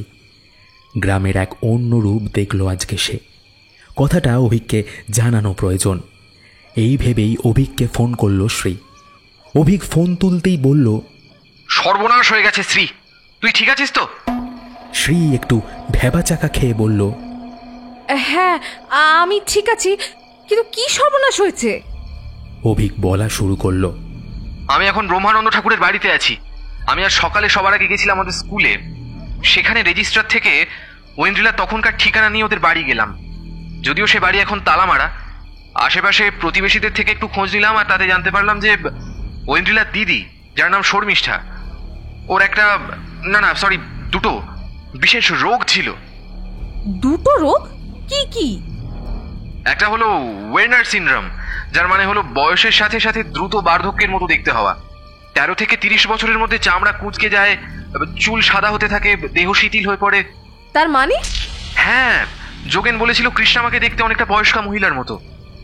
তো এখন যা দাঁড়াচ্ছে, আমাদের বয়স 26-27 হলে শর্মিষ্ঠার বয়স খুব বেশি হলে 30-35 হওয়ার কথা। অকাল বার্ধক্য ছিল তার। তার মানে তুই বলতে চাইছিস শর্মিষ্ঠাই হলো কৃষ্ণামা, আর তার বোন রক্ষিণী সেজে এসব করছে? ওয়েল, যতদূর মনে হচ্ছে তুই আংশিক ঠিক। মানে হেয়ালি না করে খুলে বলতো। ওদিক থেকে শুধু একটা চাপা নিস্তব্ধতা ভেসে এলো। অন্ধকার যে এতটা গভীর হবে সেটা ওরা কেউই আশা করেনি। ফোনের ওই প্রান্ত থেকে আবার আওয়াজ ভেসে এলো, শর্মিষ্ঠার দ্বিতীয় রোগ ছিল নিজেকে সুন্দর করে তোলার অদম্য ইচ্ছে। দিন দিন সেটা মানসিক বিকারে পরিণত হচ্ছিল। এক কথায় অবসেশন। স্বাভাবিক এটা, নিজের বয়সে অন্যান্য মেয়েদের যখন সে সুন্দর দেখতো তখন নিজের রূপ দেখে স্বাভাবিক একটা ইনসিকিউরিটি তো হবেই। এই জন্য বেশ কিছু কাপালিক তান্ত্রিকের কাছে গিয়ে নাকি বসে থাকতো শুনেছি। প্লাস এখানে ডাক্তারের কাছে তার চিকিৎসা চলছিলও শুনেছি। যতদিন ওদের বাবা মা বেঁচে ছিলেন ততদিন 2 রোগেরই চিকিৎসা করতেন, যার জন্য ওই বয়সেও খুব একটা বয়স্কা দেখায়নি ওকে। কিছুটা কিওর হচ্ছিল সে, কিন্তু এক অ্যাক্সিডেন্টে ওর বাবা মা মারা যায়, আর ঠিক তারপরেই নাকি শর্মিষ্ঠা ওর বোনকে নিয়ে কোথায় যেন চলে যায়। ও মাই গুডনেস, তাহলে বলতে চাইছিস? তাকে থামিয়ে দিয়ে অভিক বলল, দাঁড়া, লেট মি ফিনিশ। কৃষ্ণামা ওই গ্রামে যায় প্রায় 12 বছর আগে। 10 বছর আগে আমাদের সবারই বয়স ছিল ওই 14-15 ছিল, মানে ওই ক্লাস 9। তখন ঐন্দ্রিলার দিদির বয়স ছিল 22-23, আর তখন থেকেই ঐন্দ্রিলা মিসিং। আর প্রতিবেশীরাও বলছে ওর দিদি ওকে নিয়ে কোথায় চলে যায়। একদিকে রোগ, আর একদিকে মানসিক বিকার, আর একদিকে তন্ত্রমন্ত্রের প্রভাব। তাহলে 2 4 করলে যা হয় যে শর্মিষ্ঠা প্রথম রাতেই শ্মশান বাড়িতে আসলে যাকে বলি দিয়েছিল। ওয়েন্দ্রিলাকে? তাহলে আমরা যে ওয়েন্দ্রিলাকে দেখছি সে আসলে কে? এতক্ষণ পর অভিকের সামনে বসে থাকা ঠাকুরমশাই ফোনটা লাউড স্পিকারে করতে বললেন। ওপাশ থেকে একটা গুরু গম্ভীর কণ্ঠস্বর শোনা গেল। ব্রহ্মানন্দ ঠাকুর বলা শুরু করলেন, মা, তুমি কি ওখানে কোনো দেবী মূর্তি দেখেছ? হ্যাঁ, দেখেছি। থাকতেই হবে। আচ্ছা মা, সেই মূর্তির একটু বর্ণনা দাও তো। শ্রী ক্যামেরা বের করে ছবি মিলিয়ে সব বর্ণনা করল। সেই শুনে ঠাকুরমশাই বললেন, হ্যাঁ, আমি জানতাম, ঠিকই ধরেছি। তাহলে তুমি যার মূর্তি দেখেছ তিনি দেবী ষোড়শী। তোমাদের বলেছিলাম ইনি আমাদের 10 মহাবিদ্যার অন্তর্গত তৃতীয় রূপ। ইনি রূপ, সৌন্দর্য এবং সফলতার প্রতীক। খুব অল্প সময়ে দেবী মন্ত্রের দ্বারা নিজের কাঙ্ক্ষিত সাফল্য অর্জন করা সম্ভব নয়। যেহেতু তিনি রূপ এবং সৌন্দর্যের প্রতীক, সেহেতু আমি তোমাদের ঘটনা শুনে যা বুঝছি, তোমাদের কৃষ্ণামা অর্থাৎ ওই শর্মিষ্ঠাই তার বোনকে নিয়ে গেছিল সেই গ্রামে। নিজের বিকৃত মনোবাসনা পূর্ণ করার জন্য তন্ত্রের মাধ্যমে সে পূজা আরম্ভ করে দেবী ষোড়শীর। নিজেকে সুন্দর করার এমনই ভূত তার মাথায় চাপল যে প্রথমে বলি হিসেবে সে উৎসর্গ করে নিজের বোনকে, এবং নিজে তার বোনের অপার্থিব সুন্দর রূপ ধারণ করে। তারপর থেকে প্রতি বছর একটি করে 16 বর্ষীয় নিখুঁত বালিকাকে দেবীকে অর্পণ করে আসছে, এবং নিজের বয়স এবং জেল্লা ধারণ করে আসছেন। উনি কথা বলেন না, তার কারণ তার কণ্ঠস্বর তার রূপ এবং বয়সের সাথে খাপ খাবে না। তাছাড়া কণ্ঠস্বরে তাকে চিনে নেওয়ার উপক্রম আছে, তাই মৌনব্রত অবলম্বন করে। চিনে যাওয়ার উপক্রম বলতে? আমার মন বলছে তোমাদের রক্ষিণী সেই ঘরের বাইরে রক্ষিণী, আর ঘরের ভেতরে কৃষ্ণামা। অর্থাৎ রক্ষিণী আর কৃষ্ণামা দুজনে একই মানুষ। শেষ কথাগুলো শুনে ফোনের এপাশের অভিক এবং অন্য পাশের শ্রী দুজনেই স্তব্ধ হয়ে গেল। ঠাকুর আবার বললেন, এর পরিবর্তে খুব নিম্নমানের তন্ত্রের দ্বারা গ্রামে এক অবান্তর সুখ, শান্তি, সমৃদ্ধি সে দিয়ে আসছে। তবে এর ফলে প্রকৃতির যে স্বাভাবিক ভারসাম্য আছে তার বিপুল ব্যাঘাত ঘটছে। এর ফল বড় ভয়ানক। এক সময় পরে প্রাকৃতিক দুর্যোগ, মহামারী, খরা, দুর্ভিক্ষ অনেক কিছুই হতে পারে। একে আটকাতে হবে মা। একবার যদি বলি আটকে যায় তাহলে সব ঠিক হবে। কিন্তু কিভাবে আটকাবো? গ্রামের লোকেদের অন্ধবিশ্বাস ভাঙতে গেলে এখন ওসব করা যাবে না। ওতে আসল মানুষটা সজাগ হয়ে যাবে। আমি যা যা বলবো তুমি করতে পারবে মা? শ্রী বেশ সাহসের সাথে বলল, হ্যাঁ পারবো, নিশ্চয়ই পারবো। আমাদের ছোটবেলার বন্ধুর সাথে আমি পারবই। আপনি উপায় বলুন। তবে শোনো, পুঁথিগতভাবে এর কোনো উপায় নেই। তবে বাকি কথা ব্রহ্মানন্দ ঠাকুর শ্রীকেই বুঝিয়ে দিলেন। তারপর তিনি আবার অভিককে ফোন ফেরত দিলেন। অভিক ফোন নিয়ে বলল, তুই পারবি তো? হ্যাঁ হ্যাঁ, পারতেই হবে। আমি এক্ষুনি বেরোবো। একবার যোগেনের সাথে কথা বলতে হবে, দেখি ওকে অ্যাটলিস্ট বোঝানো যায় কিনা। বেশ, আমি গুরুদেবকে নিয়ে সকালে আসছি। ঠিক আছে, চল রাখলাম। শ্রী, সাবধানে থাকিস। শ্রী শুধু একটা শুকনো হাসি হেসে ফোনটা কেটে দিল। ফোন রেখেই ছুটল সে যোগেনের দোকানে। রাতের অন্ধকার যেন আজ বাধাই হচ্ছে না শ্রীর। তার মুখে শুধু রাগ আর ঘেন্না। শর্মিষ্ঠার উদ্দেশ্য সে কিছুতেই পূরণ করতে দেবে না। যোগেনের দোকানের সামনে এসে দেখল ভেতর থেকে কান্নার আওয়াজ আসছে। বাইরের দাওয়ায় সেই হলদে বাল্ব জ্বলছে। শ্রী বাইরের দরজা ধাক্কা দিতেই ভেতর থেকে কান্নার আওয়াজটা বন্ধ হয়ে গেল। দরজা খুলে যোগেন বেরিয়ে এসে শ্রীকে দেখেই অবাক হয়ে গেল যেন। শ্রী সঙ্গে সঙ্গে যোগেনকে সরিয়ে ভিতরে ঢুকে দরজা বন্ধ করে দিল। তারপর ভিতরে ঢুকে যোগেনকে সম্পূর্ণ কথা বলল। ক্রোধে উন্মত্ত হয়ে গেল সে সবকিছু শুনে। যোগেন চিৎকার করে বলল, আমি ওই পিশাচিনীকে খুন করে ফেলবো।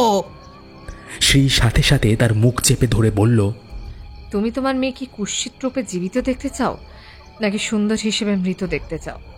যোগেন তার মেয়ের দিকে তাকিয়ে বলল, আমার মেয়েটা নিজের আসল মাধুর্য মিষ্টতা নিয়েই থাকুক, এর বেশি কিছু চাই না, কিচ্ছু চাই না।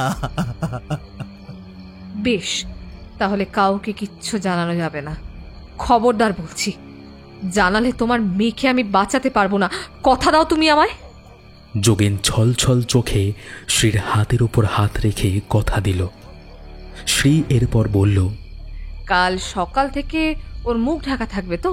হ্যাঁ, ওই শয়তানি তো তাই বিধান দিয়েছে। শ্রী এরপর রাধেয়াকে নিয়ে অন্য একটা ঘরে গিয়ে বলল, আয় তো মা, আমার সাথে আয়। যোগেন দেখল শ্রী উজ্জ্বল চোখে রাধেয়াকে নিয়ে অন্য ঘরে চলে গেল। বিপুল অন্ধকারের মধ্যে এক টুকরো ছোট্ট আশার আলো দেখতে পায় শুধু যোগেন।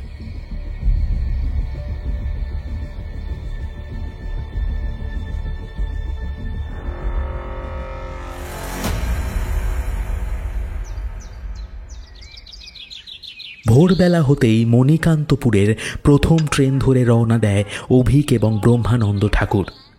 অভিক সকালে একবার খোঁজ নিয়ে দেখেছে শ্রীয়ের কাছে যে সব ঠিকঠাক আছে কিনা। শ্রী সব কিছু ঠিকঠাক করেই রেখেছিল। এদিকে শ্রী সকাল সকাল ঘুম থেকে উঠে দেখল যে আজ সম্পূর্ণ গ্রামকে সাজানো হচ্ছে নানাবিধ শঙ্খের অলঙ্কার আর ফুলমালা দিয়ে। সকলে আজ নতুন পোশাক পরেছে।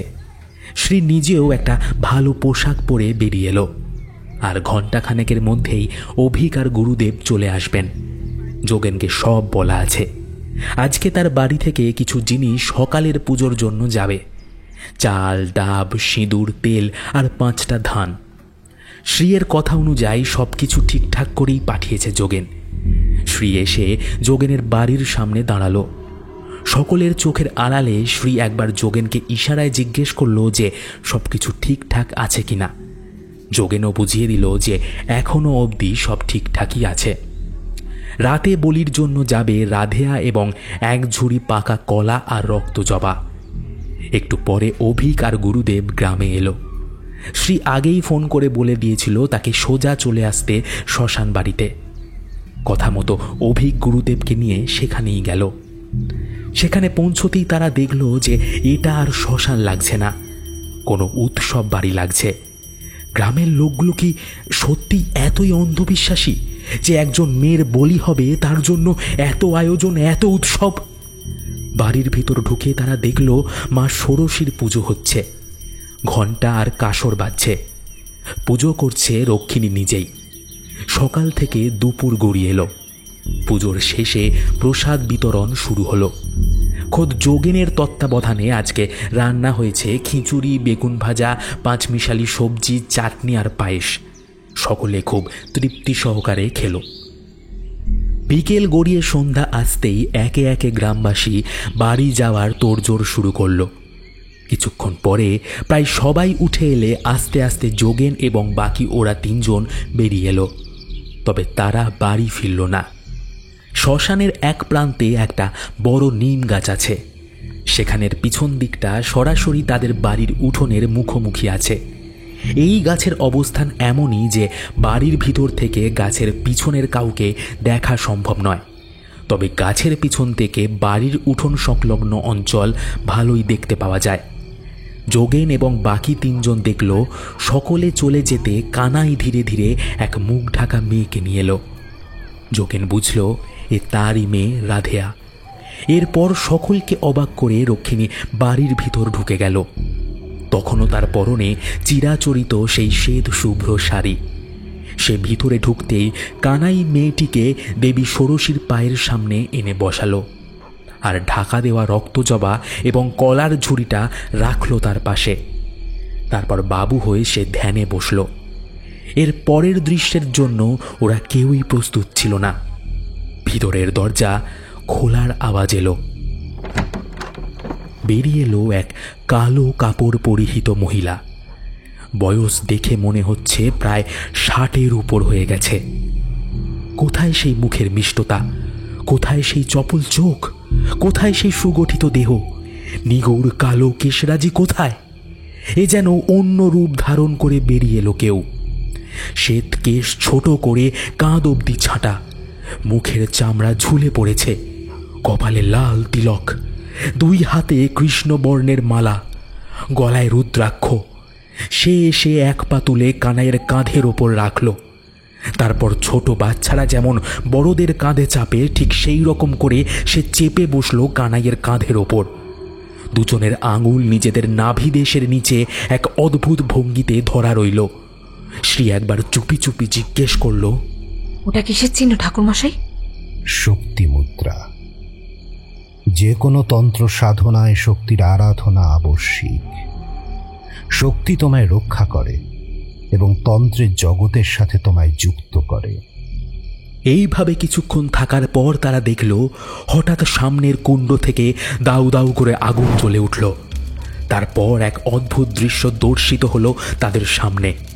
কোথা থেকে 4 যোগিনী আবির্ভাব হয়ে তাদের চারপাশে নাচতে থাকলো।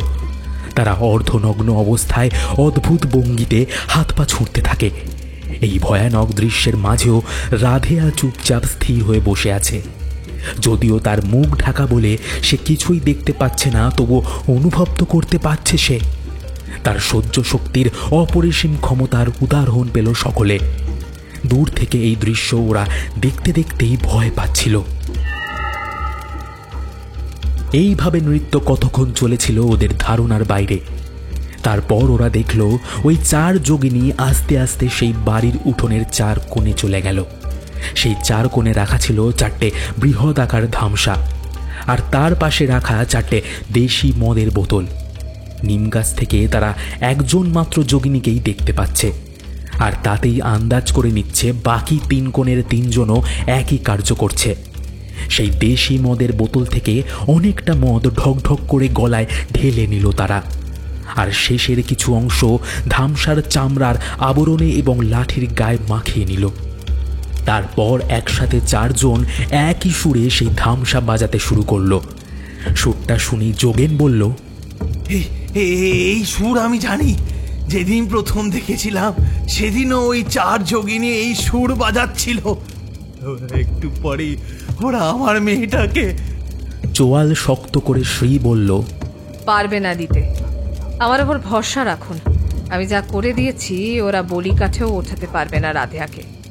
একটু পরে কানাইয়ের কাঁধে বসে চোখ খুলল শর্মিষ্ঠা।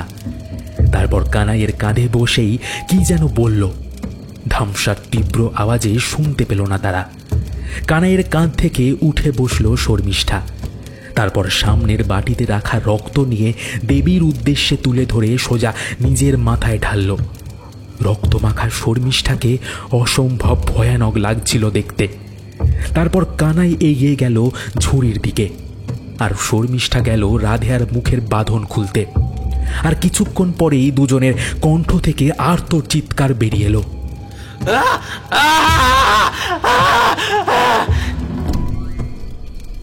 যোগিনীরা বাদ্যযন্ত্রে কাঠি ফেলা বন্ধ করে সেই দৃশ্য দেখল। রাগে তাদের মান হুঁশ নষ্ট হয়ে গেল। এতক্ষণে অভিক আর ব্রহ্মানন্দ ঠাকুর দেখল যে ঝুড়ি থেকে কানাই বের করেছে একটা মালা, যে মালা পচে যাওয়া কলা আর পোকায় ধরা মরা নেতানো জবা ফুল দিয়ে তৈরি।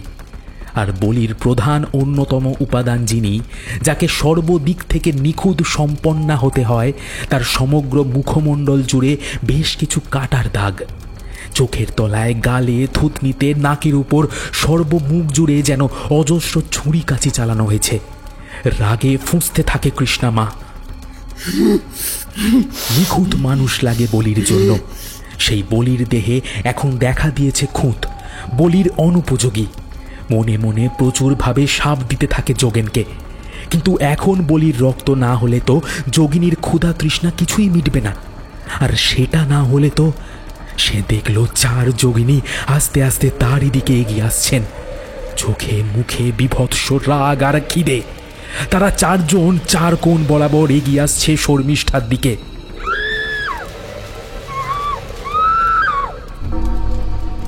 চিৎকার করে দুই হাত তুলে শর্মিষ্ঠা এক দৌড়ে ঘরে ঢুকে গেল, আর বোকার মতো তাকিয়ে রইল কানাই। সে জানে না এ মতো অবস্থায় তার কি করণীয়। এখন যোগিনীরা তাকে ছিঁড়ে খাবে। নিখুঁত পবিত্র মানুষের রক্ত চায় তারা। এক পা দু পা করে তারা এগোতে থাকে। কানাই পিছু সরতে থাকে। সে জানে আর কোনো পথ খোলা নেই। হোঁচট খেয়ে বেদিতে পড়ে যায় কানাই। সর্বশেষে যোগিনীরা তাদের হাতের নখ বসে দেয় কানাইয়ের বুক বরাবর।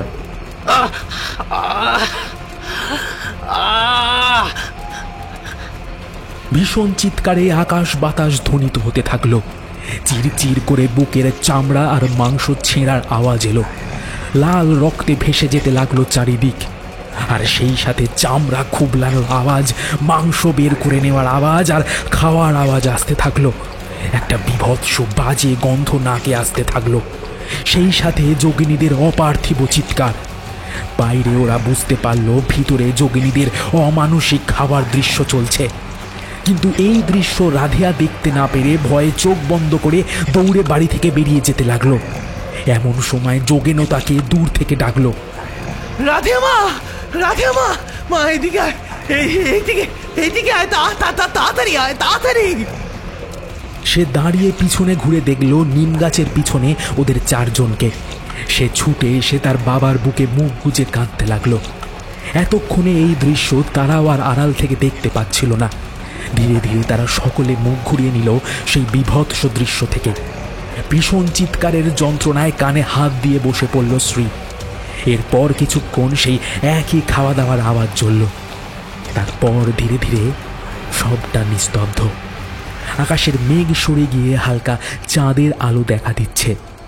অভিক সমস্ত কিছু লক্ষ্য করে একটু বেরিয়ে আসতে গেল, আর এমন সময় ব্রহ্মানন্দ ঠাকুর তাকে ধরে বলল, এখন না, ওদিকে দেখো, কে যেন এদিকেই আসছে। সকলে একসাথে এবার শ্মশানের রাস্তার উপর একটা মোটা সোটা লোকের চেহারার প্রতিচ্ছবি দেখতে পেল। এত রাতে এখানে আবার আজকের দিনে কে আসছে? লোকটা আস্তে আস্তে এগিয়ে আসছে। এবার চাঁদের আলোয় তার মুখ স্পষ্ট বোঝা গেল। জগাই ঘোষ। শ্রী বলে উঠল, এত রাতে মক্কেল এখানে কি করছে? আমি যা ভাবছি, যদি সেটাই হয়ে থাকে তাহলে আজকেই জগাই ঘোষের খেলা শেষ।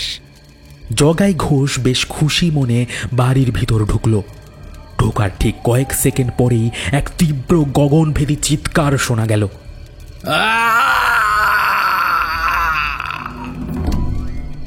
সেখানেই সে হরহর করে বমি করতে থাকে। ভিতরের দৃশ্য হয়তো ওর সহ্য হয়নি। একটা খেয়ে নেওয়া মরা পড়ে আছে, রক্ত ভেসে যাচ্ছে চারিদিকে, হাড় মাংসের গন্ধ ভদভদ করে নাকে আসছে। এসব ভেবেই তো শ্রীয়ের গা গুলি আসছিল। জগাই ঘোষের কি অবস্থা হয়েছে দেখে সেটা আন্দাজ করতে পারল ওরা। এরপর ধীরে ধীরে পরিস্থিতি স্বাভাবিক হতে সবাই ধীরে সুস্থে গাছের আড়াল থেকে বেরিয়ে এলো। শ্রী দেখল যোগেনের মেয়ে তার কোলেই অজ্ঞান হয়ে গেছে, আর যোগেন তাকে জড়িয়ে ধরে ডুকরে ডুকরে কাঁদছে।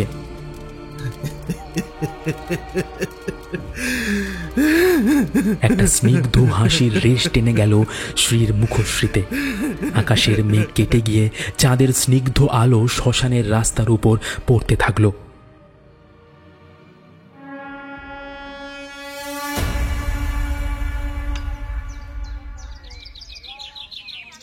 চোখ মুখে জলের ঝাপটা দিতেই ধরফড়িয়ে উঠে বসল জগাই ঘোষ।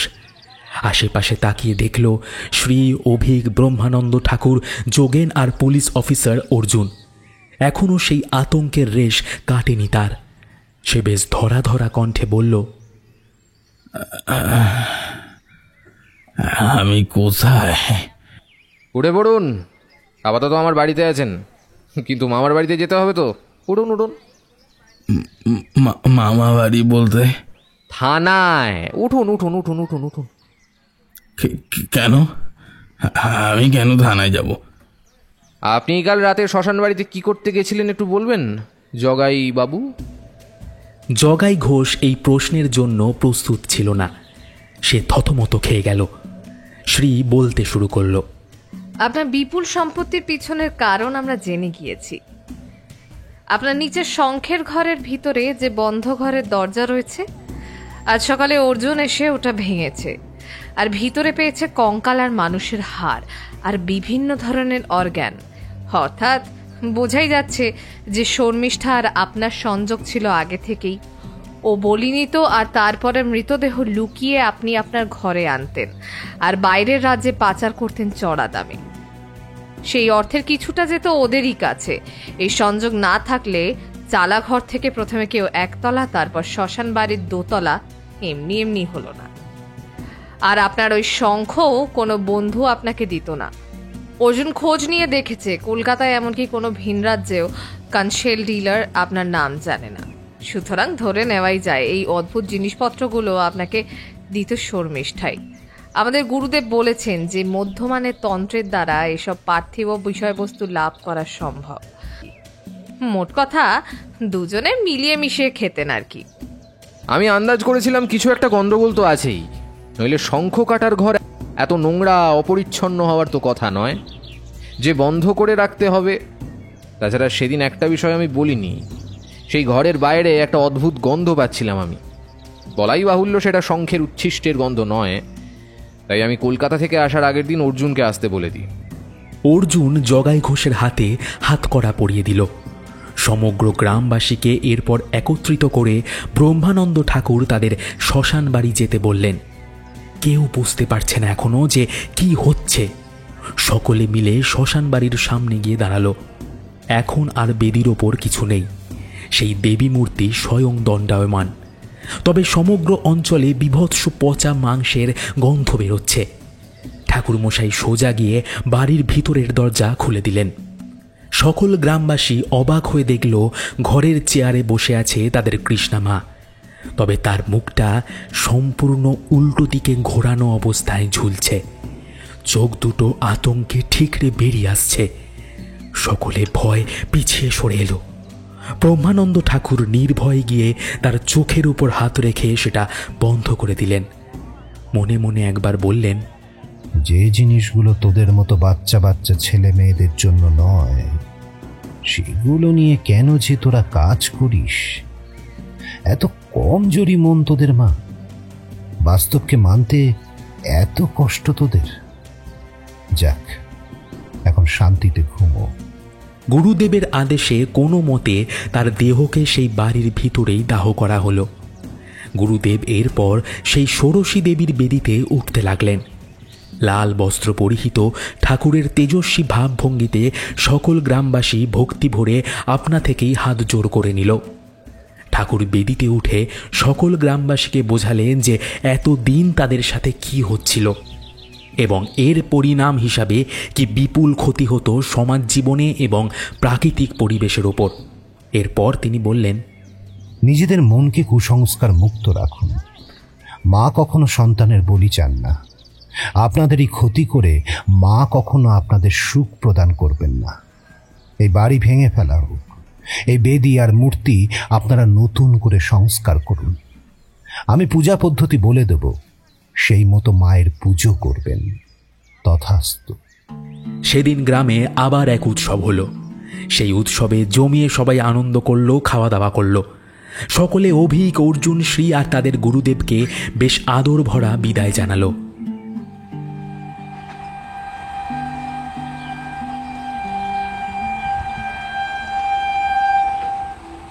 ট্রেনে যেতে যেতে একবার শুধু শ্রী গুরুদেবকে জিজ্ঞেস করল, ঠাকুরমশাই, শর্মিষ্ঠাকেও ওরকম বিভৎসভাবে কে মারল? ঠাকুরমশাই হালকা হেসে উত্তর দিলেন, এতদিন ও যাদের এইভাবে মেরে এসেছে তারাই মেরেছে ওকে। উত্তরটা শ্রী অভি কেউই বুঝল না। সেটা বুঝলেন ব্রহ্মানন্দ ঠাকুর। তিনি আবার বললেন, তন্ত্রের নিয়ম অনুযায়ী যদি কেউ সব সাধনা বা একাধিক নরবলির মাধ্যমে কোনো বিশেষ শক্তি অর্জন করতে চান, আর সেই সাধনা যদি মাঝপথে যে কোনো কারণেই বন্ধ হয়ে যায়, তবে সেই সব মৃতদেহের আত্মা যাদের সেই ব্যক্তি এতদিন ব্যবহার করে এসেছেন নিজের স্বার্থ সিদ্ধির জন্য, তারাই কর্মবিফলের পরে তাকে মেরে ফেলেন। শ্রী এই কথা শুনে শুধু বাইরের দিকে তাকালো। গ্রামের অচেনা জগৎ থেকে বেরিয়ে ট্রেন আবার বাস্তব জীবনের ব্যস্ত শহরাঞ্চলে ছুটে চলল।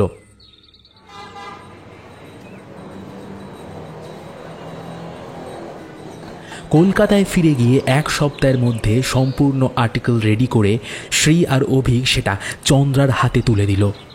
চন্দ্রা সেটা বিকেলের মধ্যে পড়ে অভিককে এসে বলল, দারুণ!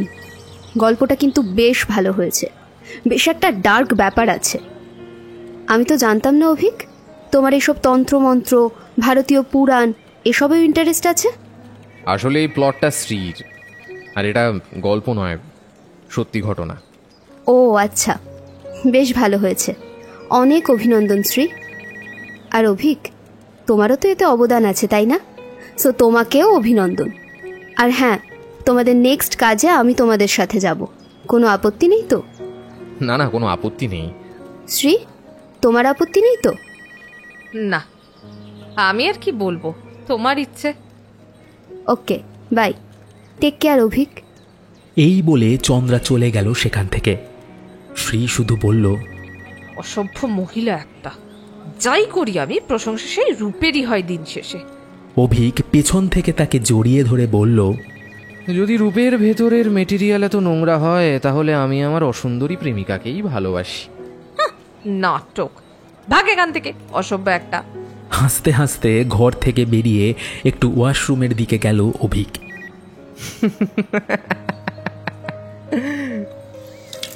বেসিনের একটা কল খুলে মুখে জলের ঝাপটা দিচ্ছিল সে। একটা কি ভীষণ সত্যি এতকাল সে শ্রীয়ের থেকে লুকিয়ে এসেছে। দরজা লক করে দিয়ে ভিতরের দেওয়ালের আয়নায় নিজের মুখ দেখল অভিক। এটা কি সত্যিই তার মুখ?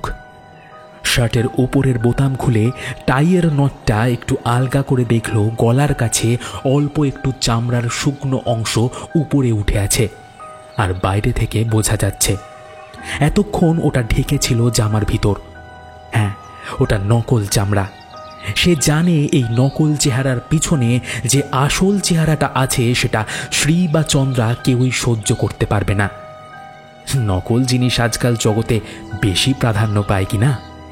তখন অভিক এবং শ্রী আলাদা হয়ে কাজ করত।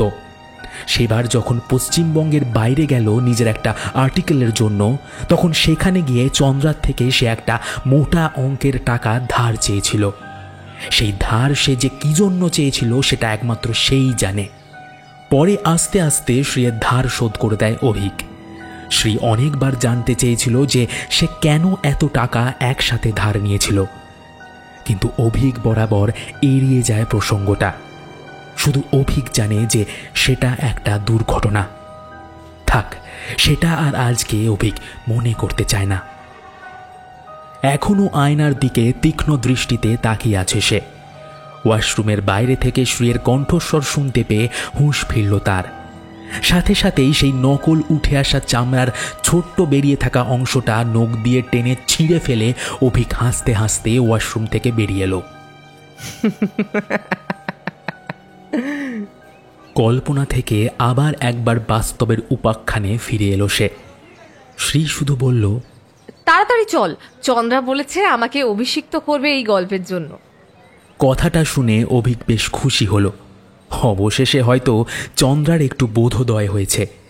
শ্রী সামনে হাঁটতে হাঁটতে হঠাৎ কি একটা মনে হতেই থমকে দাঁড়িয়ে বলল, আচ্ছা, একটা বিষয় তোকে প্রথম দিন জিজ্ঞেস করব ভেবেছি, আর করা হয়ে ওঠেনি। কি? বলে ফেল। প্রথম দিন তুই বলেছিলি এই ঘটনার পেছনে কোনো নোংরা সত্যি আছে। তোর অন্তর্দৃষ্টি নাকি সেরকমই ইঙ্গিত দিয়েছিল, কিন্তু তুই এইসব আন্দাজ করলি কি করে? দেখিস বাবা, তুই আবার কোনো তন্ত্রমন্ত্র করিস না তো? তোর কি মনে হয় আমি করিও সব? খেয়ে জানে, হয়তো এটা তোর আসল মুখ না, ভেতরে হয়তো তোর কোনো বিশাল খারাপ দেখতে মুখ আছে। আমি তো আর সবসময় থাকি না তোর সাথে। কেন, খারাপ দেখতে হলে ছেড়ে চলে যাবি? না, আমি ছাড়া তোকে খেয়ে আর নেবে? আদিক্ষেতা বন্ধ কর, তাড়াতাড়ি চল, দেখি কি ব্যবস্থা করেছেন ম্যাডাম। অভিক আর কোনো কথা না বলে একটা মিষ্টি হাসি হেসে পিছন পিছন হাঁটতে থাকলো শ্রীয়ের। আজ সে খুশি। অন্তত সত্যিকারের একজন ভালোবাসার মানুষ পেয়েছে সে, যে তার রূপকে উপভোগ নয় অনুভব করতে পারে।